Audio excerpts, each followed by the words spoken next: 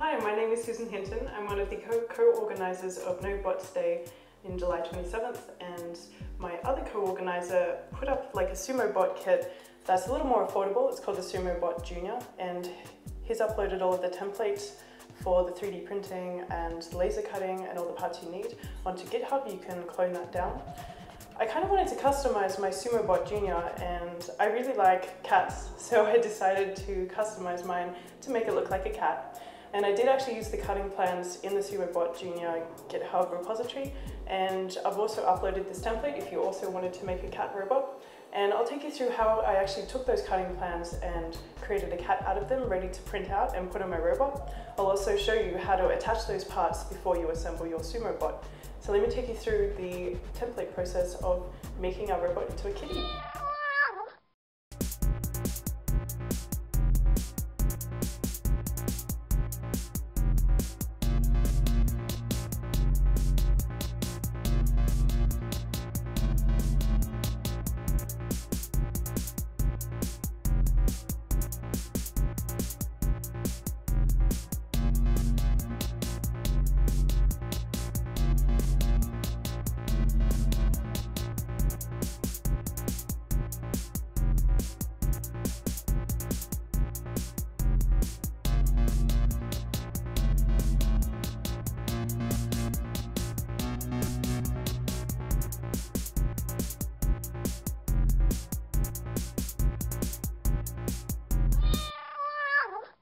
Okay, so once you've actually designed your custom template for your Sumobot Jr, what you're going to want to do is print that out onto an A4 piece of paper.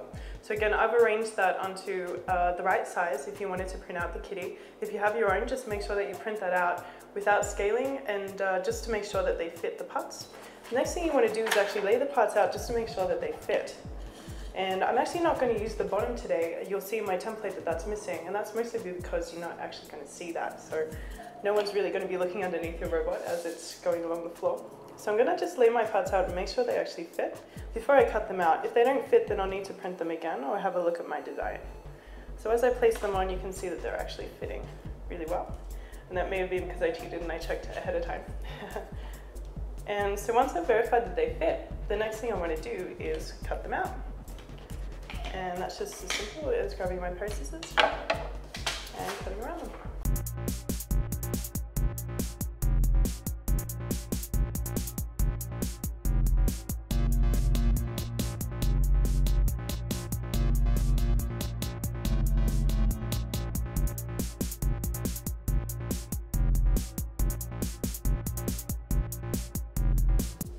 Okay, so once you get to the side pieces, you'll notice that there's like squares in the middle where you have to cut it out for the servos to pop through.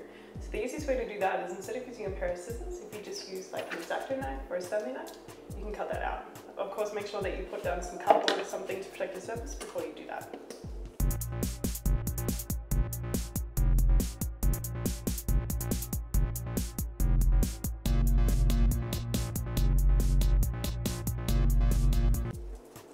Okay, so now you can see that I've got all my pieces cut out, and the next thing I'm going to need is some PVA, or otherwise known as wood glue. That makes it really easy to stick the template onto the wood. I'm also going to need like a paintbrush, because sometimes it's a little easier just to spread the glue across so that you don't end up with really globby glue. And you're also going to need to drink 4 cans of Red Bull. I'm just kidding.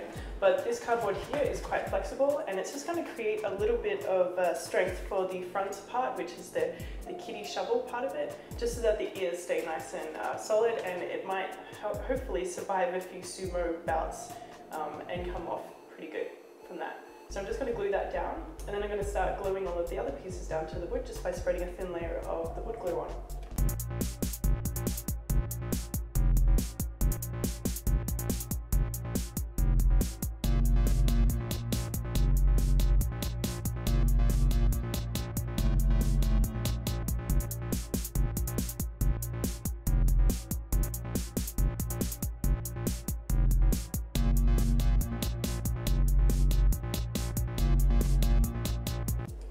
Okay, so now that I've got all of my pieces all ready, I'm actually going to wait for the glue to dry first, just so that I don't disturb it when I'm putting it together. And then I'm going to follow Pavel's video on how to assemble the Sumobot Jr, and I'll show you the result.